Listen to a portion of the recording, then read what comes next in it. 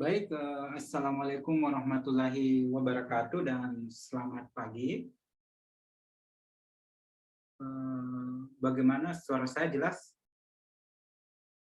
Jelas, Pak.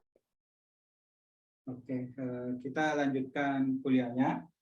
Nah, pada kesempatan kali ini, jadi pada minggu lalu itu kita sudah membahas tentang rangkaian arus searah, di mana dalam arus searah itu kita sudah mempelajari fenomena transien pada rangkaian RC.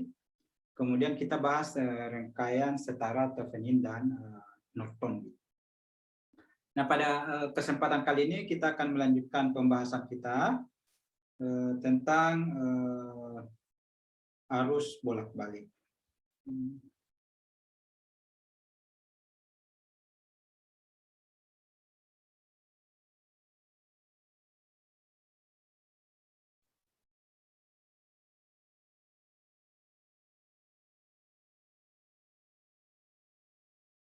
Jadi pembahasan kita pada kesempatan kali ini adalah arus bolak-balik. Oke, apa perbedaannya arus bolak-balik dengan arus searah? Coba perhatikan. Kalau arus searah, ini arahnya tetap. Oke. Arahnya tetap. Oke. Arahnya tetap, tetapi besarnya bisa berubah-ubah. Sebagai contoh seperti ini. Ini setengah gelombang seperti ini. Ini adalah arus tetap. Oke, besarnya berubah-ubah, tetapi arahnya tetap. Oke. Bisa juga seperti ini. Bisa seperti ini. Negatif. Dan seterusnya. Yang jelasnya grafik arusnya itu searah. Oke, jadi arah arusnya itu bergerak dalam satu arah. Oke, contohnya seperti ini. Kemarin kita sudah bahas ini positif negatif. Ini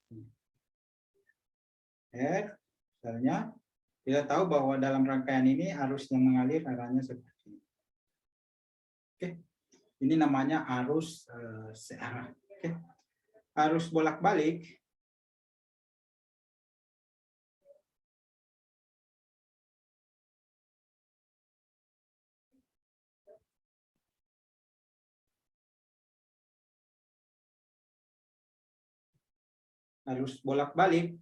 ini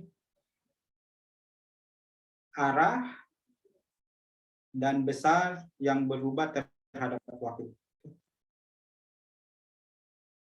Berubah terhadap waktu. Sebagai contoh, ini arus bolak-balik. Nah, ini biasa disebut direct current. Ini arus searah itu biasa disebut dengan direct current atau DC. Oke. Kemudian arus bolak-balik ini biasa disebut alternating current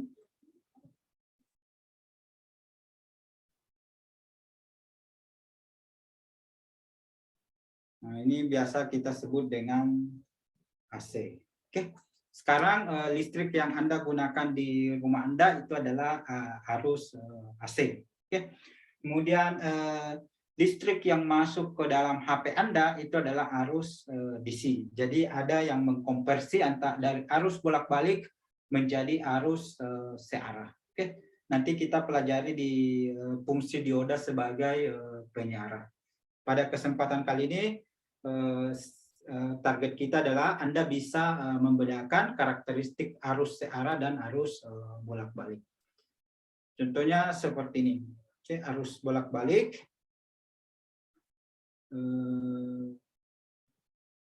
Bentuk grafiknya bisa seperti ini, bisa gelombang persegi.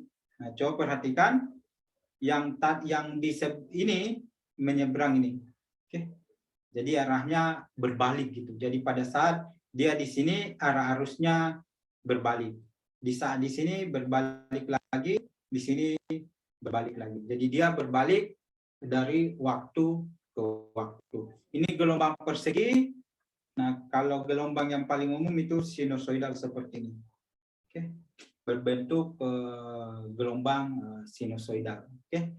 Nah, coba perhatikan bagaimana kita menjelaskannya. Kalau misalnya ini rangkaian arus bolak-balik.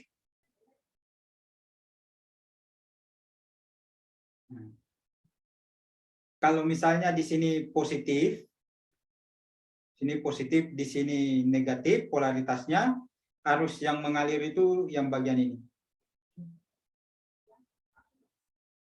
Nah, kemudian dia berbalik arah, ini menjadi negatif, ini menjadi positif. Bagian yang ini. Oke. Kemudian berbalik arah lagi ke ini. Oke.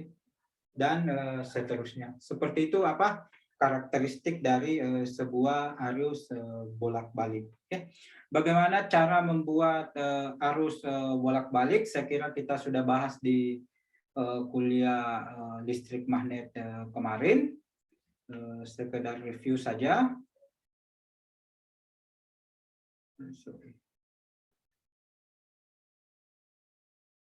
Jadi arus bolak-balik itu dibangkitkan dengan magnet permanen, kemudian ada kumparan yang berputar. Ya.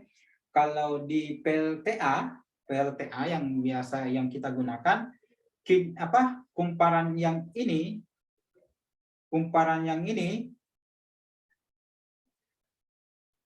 diputar oleh kincir angin. Kincir air. Kalau dia tenaga angin berarti yang ini diputar angin.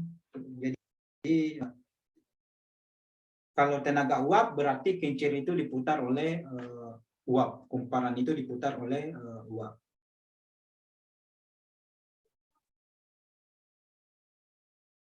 Nah, ini proses saya kira kita sudah bahas ini.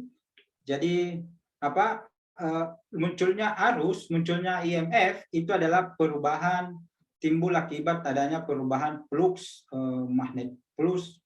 magnetik terhadap waktu. Jadi kalau dia seperti ini, jadi Anda bayangkan flux kumparannya itu, ini permukaan kumparannya seperti ini. Ini ada flux yang menembus seperti ini. Oke. Ada flux yang menembus. Kalau ini berputar seperti ini, maka fluxnya akan berubah. Oke. Jadi kalau dia kumparan ini berputar, jumlah garis medan-medan magnet yang melewati ini akan berubah. Oke. Jadi kalau seperti ini dia maksimum seperti ini, dan kalau dia menghadap ke bawah fluxnya sama dengan 0. Oke. Jadi bukan fluxnya yang dilihat, tetapi perubahan flux magnetiknya. Oke. Jadi ini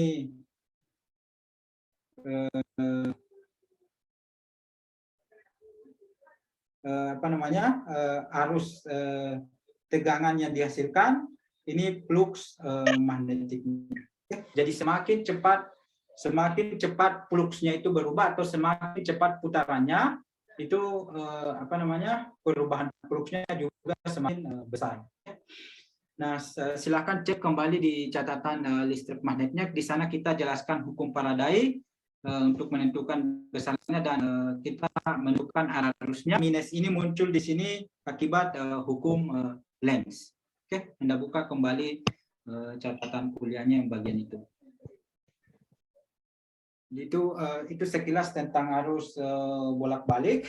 Jadi kata kuncinya arusnya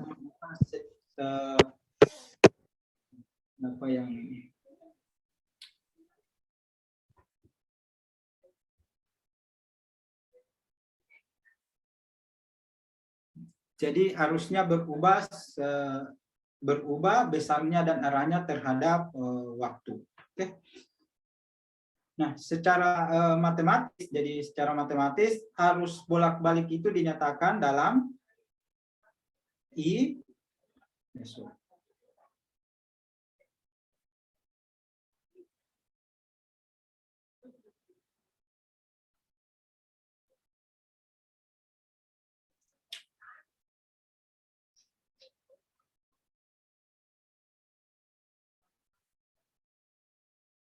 arus bolak-balik.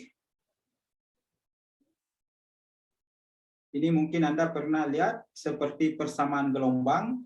I sama dengan I maksimum. Nah, ini bisa pakai sin, bisa pakai cos. Tapi apa? Kita pakai cos saja. 2pi per T ditambah theta 0. Oke, theta 0 itu disebut fase awal. Oke. T di mana T ini adalah periode. Theta 0 ini adalah fase awal.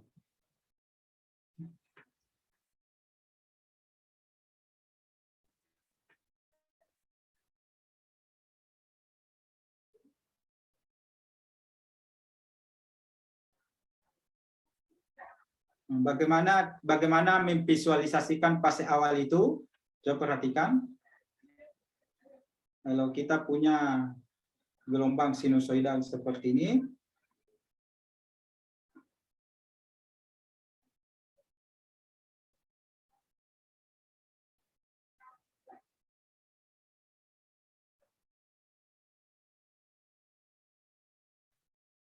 ini gelombang, gelombang sinusoidalnya seperti ini. Pada saat di T sama dengan 0, ini tetanya tidak sama dengan 0. Tetapi dia tetanya sama dengan theta 0. Oke. Jadi fase awal itu adalah fase pada saat T sama dengan 0. Oke. Di sini ada T. Periode waktu.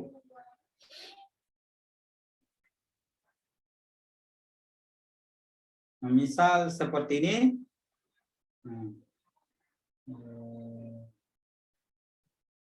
Grafiknya seperti ini. Kita tahu bahwa di sini 1 cos 0 sama dengan 1. Oke, di sini berarti theta 0-nya di sini sama dengan 0. Kalau misalnya gelombangnya mulai dari sini, oke, yang kuning ini berarti kita tahu cos 0 ditambah theta 0 sama dengan 0. Oke. Ini sama dengan cos theta 0 sama dengan 0, theta 0 sama dengan 90 derajat atau pi per 2. Oke, ini dasar tentang apa? Gelombangnya. Jadi ini tadi sebenarnya adalah cos 0 ditambah theta 0 sama dengan 1. Ini cos 0 sama dengan 1 berarti theta 0-nya sama dengan 1. Oke. Ini sekilas tentang bagaimana kita menggambarkan sebuah gelombang. Jadi theta 0 itu saya bukan 90% ya, 90 derajat. Oke. Jadi theta 0 itu menggambarkan tentang fase pada saat T sama dengan 0. Jadi grafik ini adalah T. Nah, pada saat di sini tetanya sama dengan berapa? Itulah theta 0 atau fase awal. Oke, ini arus bolak-balik. Nah, jika arus melewati sebuah, misal seperti ini arus bolak-balik.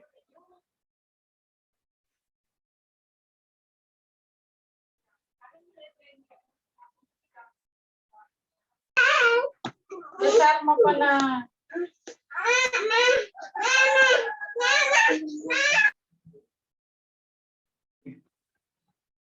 Ini harus bolak-balik, misal contohnya seperti ini. Simbolnya ini. Ini melewati sebuah resistor. Jadi ini adalah R. Maka arus yang mengalir kita tarik hukum Ohm. P sama dengan I kali R. Berarti ini sama dengan I-nya. Kita ambil dari sini. Berarti ini sama dengan IM dikali dengan R cos 2pi per T dikali dengan T ditambah theta 0. Oke. Nah, coba perhatikan. Nanti kita lihat di bagian induktor dan kapasitor. Coba perhatikan di sini bagian yang ininya ini sama. Jadi bagian sudut yang ada di sudutnya cos itu sama. Nah, kalau sama maka kita bisa katakan sepase. Oke. Jadi coba perhatikan, kalau sama berarti dia sepase. Apa maksudnya sepase? Ini saya jelaskan. Ini kalau ini T,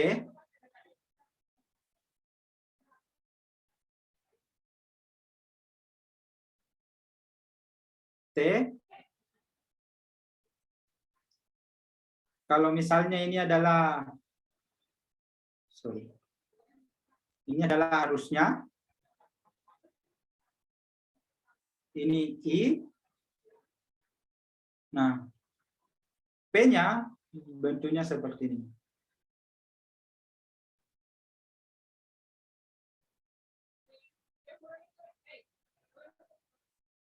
Jadi dua gelombang itu kita katakan sepase. Jadi ini adalah P PM cos 2pi T tambah theta 0. Oke. Sedangkan I-nya diberikan oleh persamaan itu. Jadi kalau R ini yang paling mudah pada resistor, bisa kita katakan pada resistor arus dan tegangan sepase.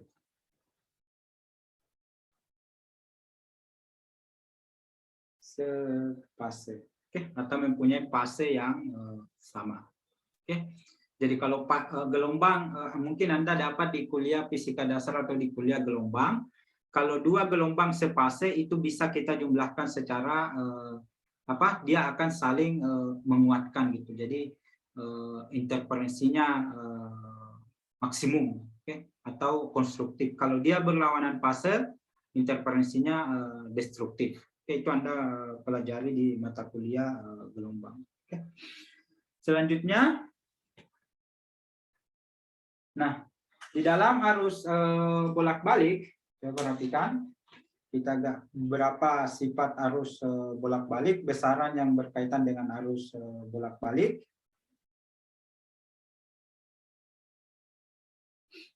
Ini arus bolak-baliknya. Di sini adalah T. Ini misalnya di sini kita ambil 3. Ini V. Sekarang kita ingin menentukan P rata-ratanya. Nah, P rata-ratanya itu ditentukan. Jadi kalau kurung siku seperti ini mungkin nanti akan Anda dapatkan juga di fisika statistik. P ini artinya nilai rata-rata. Nah, ini sama dengan seperti integral 0 sampai T P dt. Jadi P rata-ratanya bisa kita ambil dari sini sampai di sini.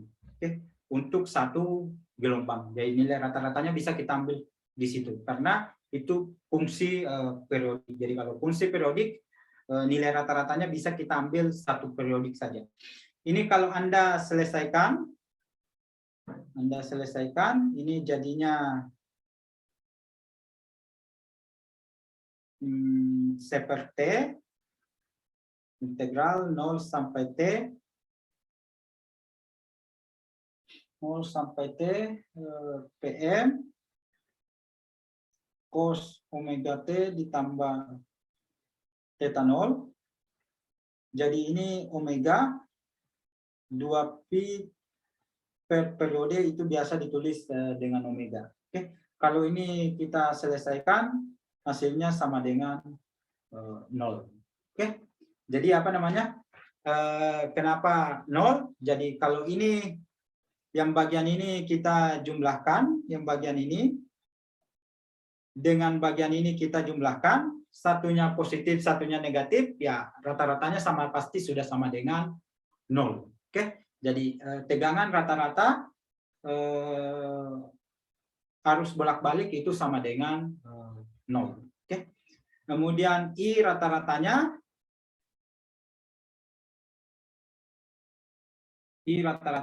ini P ini sama dengan R, ini juga sama dengan 0. Oke. Sehingga coba perhatikan, sehingga nilai rata-rata tegangan dan arus pada arus bolak-balik itu tidak memberikan informasi apa-apa. Oke. Jadi dia tidak memberikan informasi apa-apa. Nah, sekarang kita lihat. Nah, kita lihat sekarang ini skalanya diperkecil saja. Kalau misalnya gelombang ini kita kuadratkan. Oke. Kalau gelombang ini kita kuadratkan, yang bagian ini menjadi seperti ini. Dikuadratkan. Kemudian bagian yang negatif, yang ini, itu akan menjadi positif. Anda tahu kalau negatif dikuadratkan, itu akan menjadi positif. Sehingga yang ini menjadi positif. Oke. Dan seterusnya. Jadi untuk mengambil nilai rata-rata, mendapatkan informasi tentang nilai rata-rata, kita kuadratkan dulu. Jadi arus bolak-balik itu kita kuadratkan. Nah, tegangan seperti ini kita sebut dengan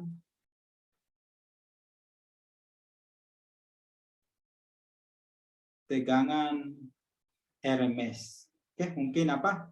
Di sekolah menengah Anda sudah pernah dengar, ini namanya root mean square. Bagaimana cara menghitungnya? Cara menghitungnya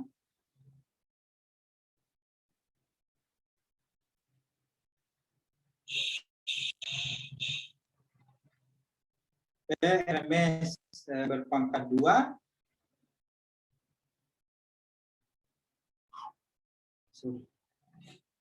tegangan rata-ratanya kita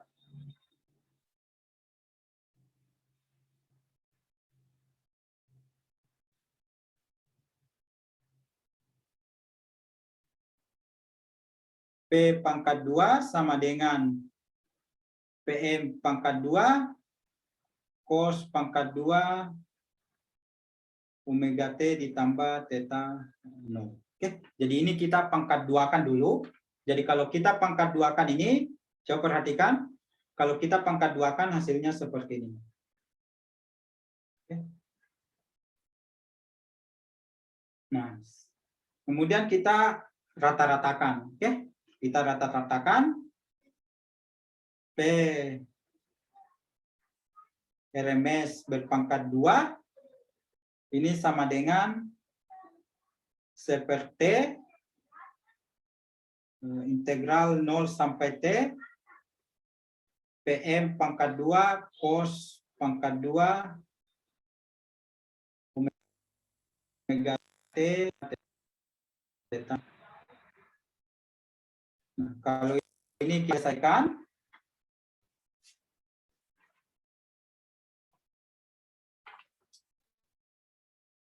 selesaikan, kita pindah ke sebelah saja.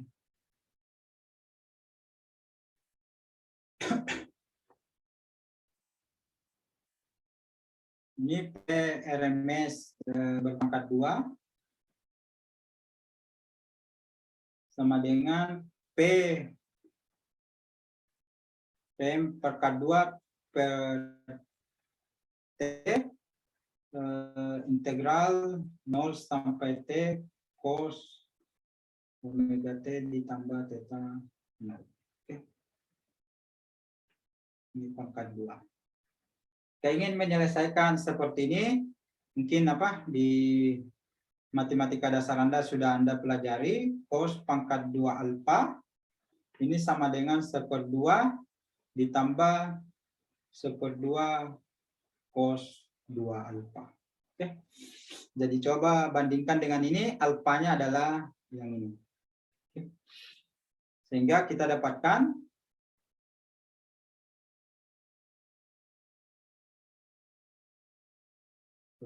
T 0 sampai T 1/2 tambah 1/2 cos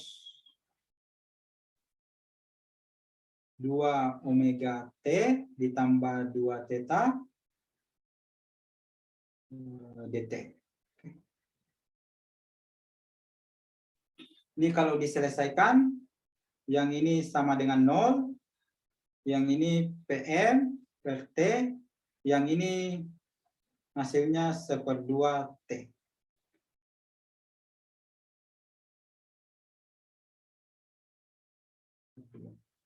Sehingga ini sama dengan PM pangkat 2 per 2. Ini P RMS pangkat 2. Oke. Sehingga P RMS ini sama dengan PM per akar 2.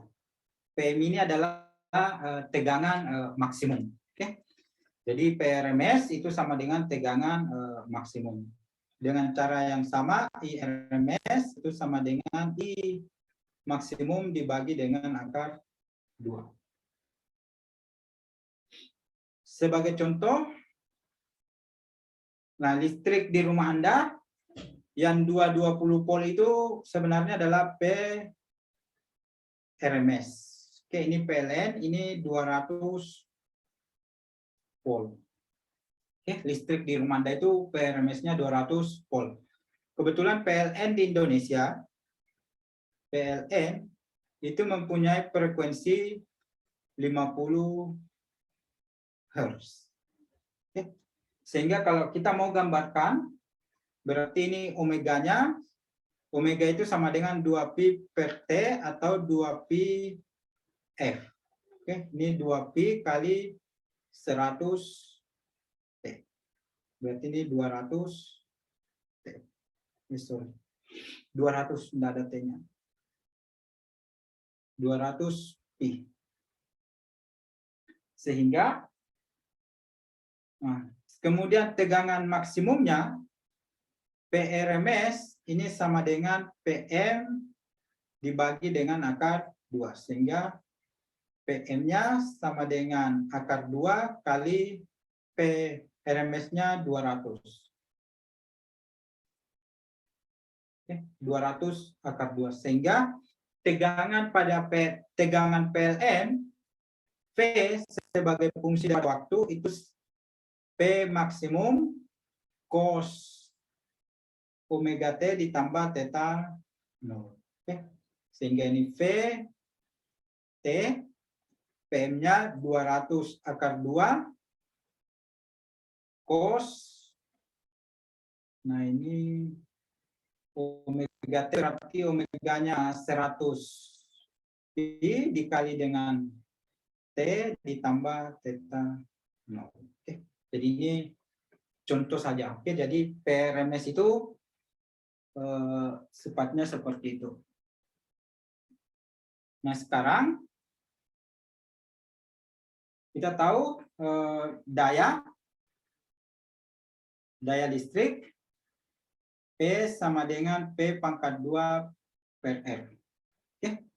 Nah, di arus searah seperti ini. Nah, kalau di arus bolak-balik berarti ini P-nya kita tinggal ganti jadi PM pangkat 2 cos pangkat 2 omega T ditambah theta 0. Oke. Dibagi dengan R. Kemudian disipasi daya rata-rata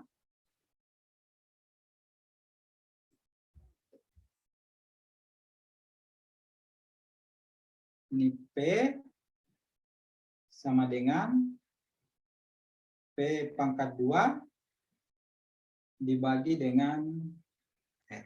Oke. Ini sama dengan P RMS dibagi dengan R. Oke. Sehingga PRMS ini sebenarnya kalau pada arus searah kita ada ini arus searah P pangkat 2 per R, ini DC. Kalau P sama dengan PRMS pangkat 2 per R untuk AC. Oke, jadi sehingga PRMS ini biasa juga disebut P efektif. Oke. Jadi apa PRMS itu berhubungan dengan daya disipasi daya pada arus bolak balik. Jadi kalau kita ingin menentukan disipasi daya pada arus bolak balik, nah yang kita butuhkan adalah PRMS-nya atau root mean square voltage. Cara menentukan PRMS tadi saya sudah jelaskan. Baik, sampai di sini ada yang ingin ditanyakan? Ada yang ingin ditanyakan? Silakan. Kalau tidak ada yang ingin ditanyakan, 8.15 kita lanjutkan sedikit lagi ya. 8.15 kita lanjutkan, kita rehat dulu 10 menit. Oke. Sambil Anda lihat catatan-catatannya kembali. Jadi kalau misalnya Anda terlambat mencatat, silakan di screenshot saja ininya screen-nya. Oke. Anda lihat kembali catatan-catatannya. Kalau ada yang ingin ditanyakan, silakan ditanyakan di sesi selanjutnya. Oke. Saya tutup dulu. Kita mulai lagi 8.15.